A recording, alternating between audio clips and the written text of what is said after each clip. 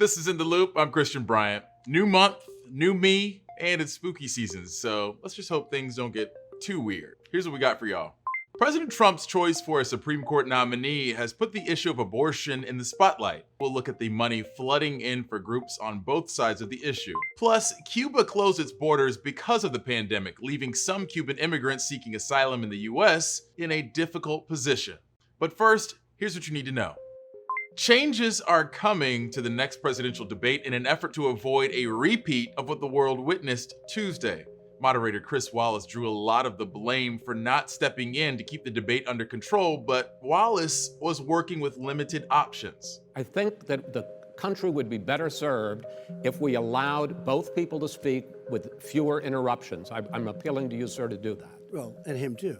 Well, frankly, you've been doing more interrupting That's than all he right, has. but he just... The Commission on Presidential Debates says it'll add some additional structure to future debates to ensure a more orderly discussion of issues. Several reports say one change being considered is giving the moderator the power to cut off a candidate's microphone if they violate the rules. Sorry to all the Titans and Steelers fans out there, Dad. But it looks like you won't be getting to see your team play this Sunday. The NFL made the decision to postpone the game, its first postponement of the season, after 11 members of the Tennessee Titans tested positive for coronavirus.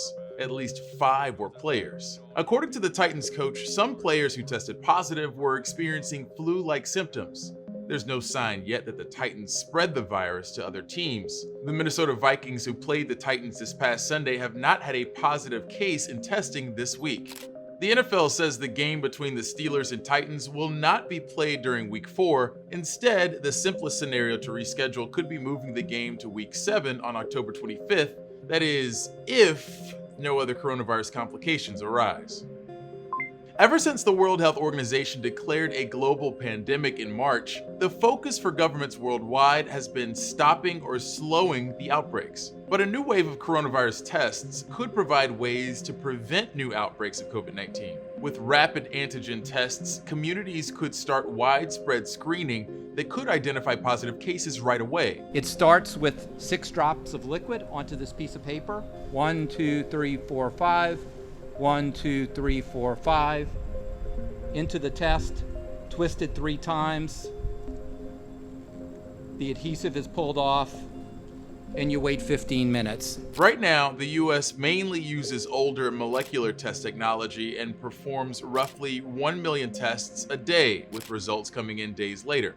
These new antigen tests are ramping up production to try and hit 4.4 million daily tests by early next year. Now, there are concerns over the accuracy of these rapid tests, but many public health experts say the mass testing strategy could still help identify areas at risk of a potential outbreak.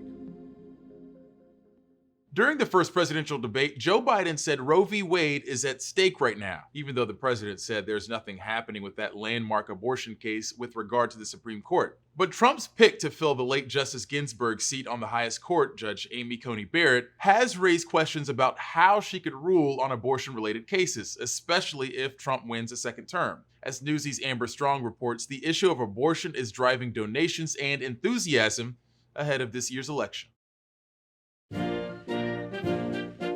With Judge Amy Coney Barrett's Supreme Court hearing just 2 weeks away, the cash is rolling in on both sides of the aisle. A scholar, a judge, grounded in faith and family. On the heels of the nomination, the conservative Judicial Crisis Network announced a $10 million ad campaign in support of Judge Barrett. And Democratic fundraising organization Act Blue tells Newsy small donors contributed $300 million between the night of Ginsburg's death until the Saturday of Barrett's nomination. A political ground game is also afoot, with issues like the future of abortion coming to the forefront. Well, it's an incredibly important issue, especially to our voters. It will definitely be a big part of our campaign going forward. This actually really brings the abortion issue front and center once again to this election. Anti-abortion groups like the Susan B. Anthony list say the enthusiasm is partly due to Barrett herself and partly due to Chief Justice John Roberts siding with the liberal justices in a key abortion case over the summer. There's a heightened sensitivity to this issue now as we go door to door, and I think that it fuels the conversations between our canvassing team and voters. Destiny Lopez of All Above All, a group that works to ensure abortion access for women regardless of income, says the pandemic has shown the need for Democrats to think broader. A new administration, I should say, really has an opportunity to reimagine a post-pandemic world, right, where we can earn a living wage, we can participate equally in democracy, and we have access to the health care we need, including abortion care. Democratic presidential nominee Joe Biden homed in only briefly on Barrett's abortion views during Tuesday's debate, instead focusing more on her potential impact on health care overall. She seems like a very fine person. But she's written before she went on the bench, which is her right, that she thinks that the Affordable Care Act is not constitutional. A key Supreme Court case regarding the future of Obamacare will take place November 10th. If she's confirmed by then, it's likely Barrett will take part in that. Amber Strong, Newsy, Northern Virginia. I have a bread joke, and it's gonna make you roll.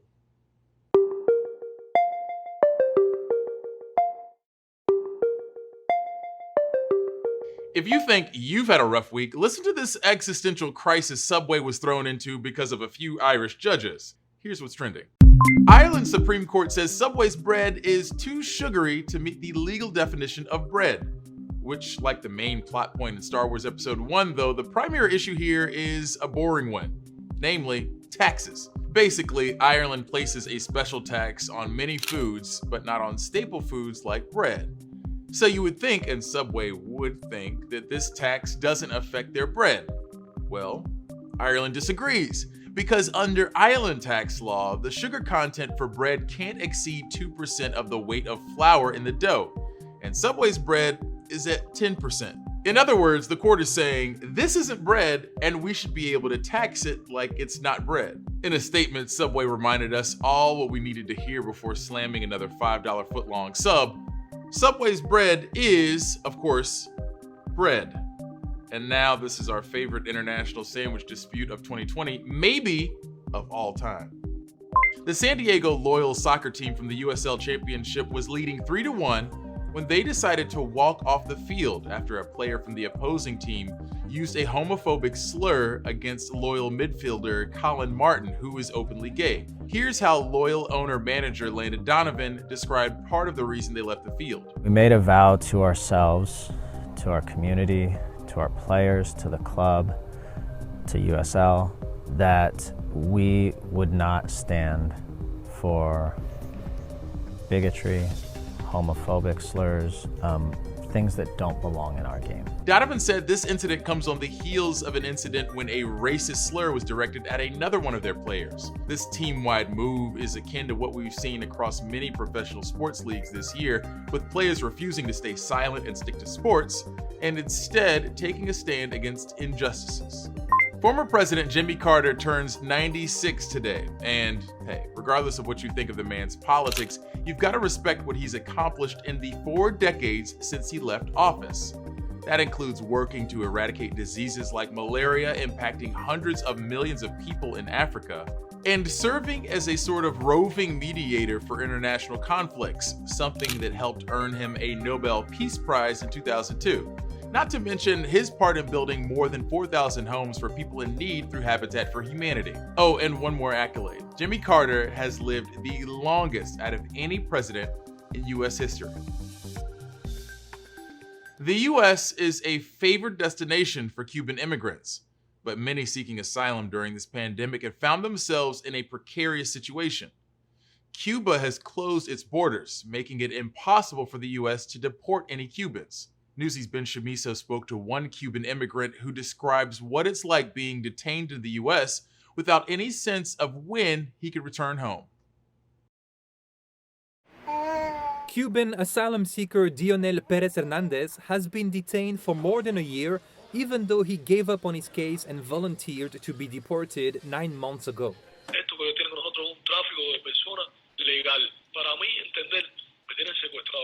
After ICE failed to put him on a flight home, Cuba closed its border because of COVID-19, making it impossible for the US to deport any Cuban. Still, ICE is keeping many of them detained indefinitely in immigration jails across the country, where social distancing is difficult and chances of contracting the virus are high. que todos que estamos aquí cogimos coronavirus. Sentimos el olfato, perdimos el sabor, nos dio fiebre, nos dio de todo. ICE has refused multiple requests to release Perez Hernandez under supervision to his American relatives in Miami. That's despite the fact that Perez Hernandez has no criminal record. We want to be with him. Please let him go out. Experts and advocates say Perez Hernandez's extended detention is starting to be legally questionable. ICE didn't respond to Newsy's multiple requests for a comment. A long-standing Supreme Court decision generally requires that immigrants with deportation orders be released after 6 months if there is no significant likelihood of removal in the reasonably foreseeable future. Perez Hernandez reached the 6 months milestone in mid-August, his lawyer says. At a certain point, when you hold someone in detention indefinitely, that becomes cruel and unusual punishment, especially if there is no actual crime that has been committed. Unable to deport Perez Hernandez, ICE has shuttled him all over the country. Perez Hernandez has been transferred to 9 different immigration jails since he was apprehended at the border in June 2019, from Texas to Mississippi to Louisiana to Florida, and then back to Louisiana again. He says these transfers and the lack of adequate medical care in detention have exacerbated his pre-existing kidney issues. For decades, the US allowed Cubans who made it to American soil without a visa to remain in the US. But President Obama ended the policy known as wet foot, dry foot in the final days of his presidency as part of an effort to normalize relations with Cuba. In return, Cuba started accepting some deportees, which it rarely did in the past. But that was before the pandemic. Cuba is once more blocking all repatriation of its citizens, this time to protect itself from the virus.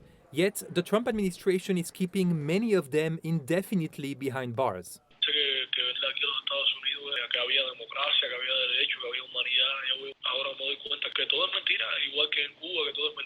Ben Chamisso, Newsy, Chicago.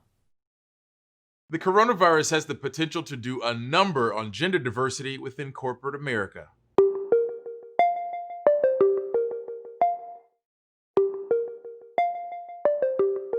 COVID-19 has had a wide-ranging impact on how we work. I mean, look at me. I come into an empty office and talk to a camera every day. I'm fine, really. But a new study shows that impact has been felt especially by women working in corporate America. Newsy's Kat Sandoval reports that some women are having to make really tough professional decisions because of the pandemic.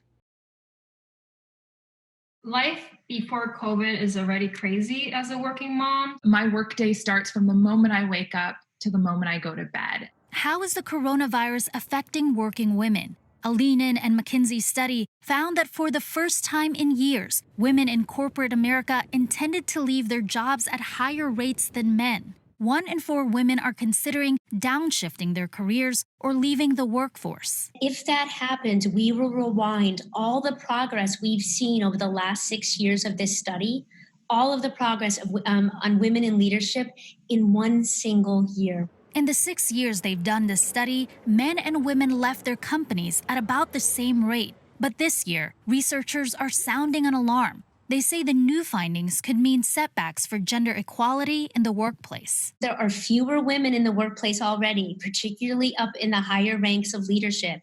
If those women leave, we've got a real problem on our hands. Lean-In CEO says it's not just about losing the women already in corporate leadership.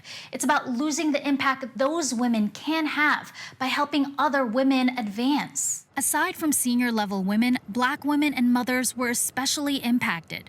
Moms found balancing work and home even more challenging.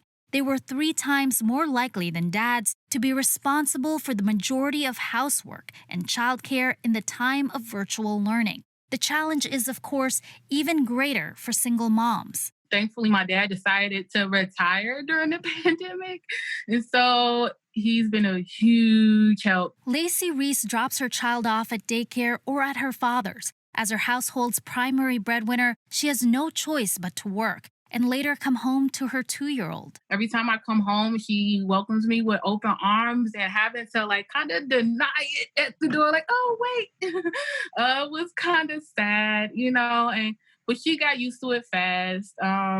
She was like, "Oh, mommy, wash your hands, wash your hands." Spreading the virus to her baby is the last thing Reese wants to do. It's her biggest worry. I think those studies are skewed. You don't get the whole real perspective of working women, which is a bigger population than like people making 150 and above.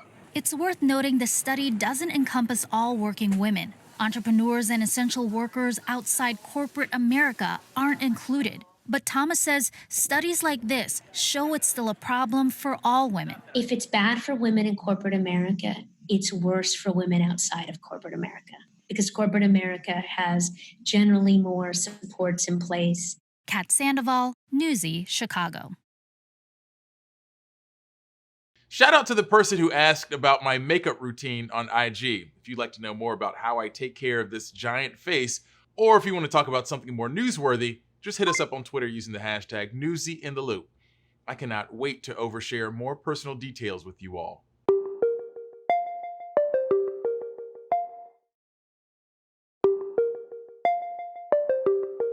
We're still learning about the ways in which COVID-19 affects people who are already ill. The CDC has warned that people with certain underlying medical conditions are at increased risk for severe illness from COVID-19. One of those conditions is cancer.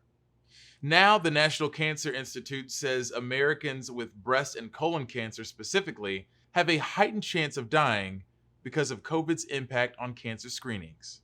Newsy's Meg Hilling explains.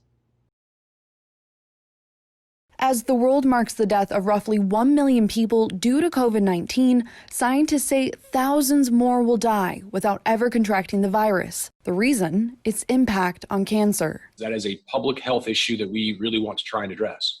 Earlier this year, Dr. Ned Sharpless and his team at the National Cancer Institute set out to measure the impact COVID-19 would have on cancer. What they found was an alarming projection indicating that an additional 10,000 people in the U.S.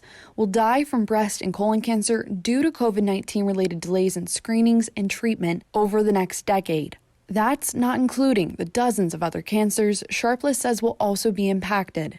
You know, when we made those assumptions back in like March, we thought, wow, that would be really excessive. That would be surprisingly bad.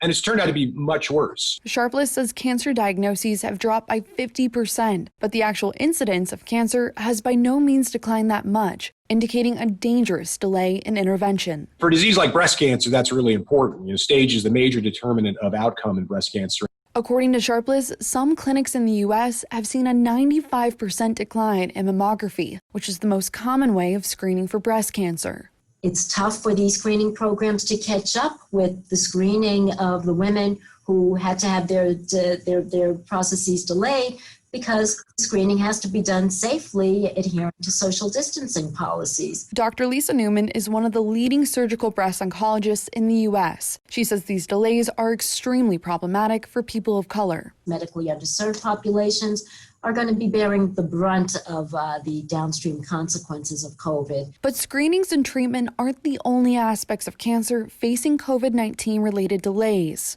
It's absolutely critical that we get research back on track. So we tried to really be incredibly flexible and supportive of both the clinical and basic research engines during this period.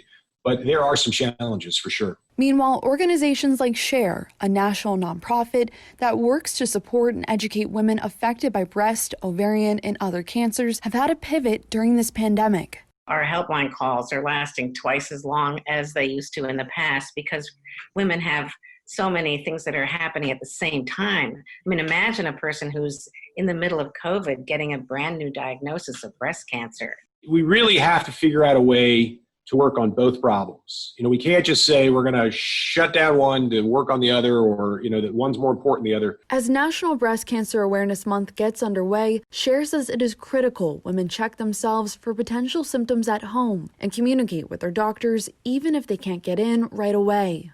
Reach out to the helplines. Don't think of these organizations as just being city-based. We're there for everyone. Don't be alone in this time. Meg Hilling, Newsy, Chicago. Many people living in fire-stricken areas of the country rely on emergency alert systems to tell them when it's time to get going. But as fires force tens of thousands of people out of their homes, some people are reporting flaws within the emergency alert system, like not hearing anything at all as fires barreled toward their homes. National reporter Amanda Brandeis spoke to survivors about how these problems delayed their escape. All right, we gotta go. Captured with a cell phone. I did what I can for the horses, but I don't know if there's anything left.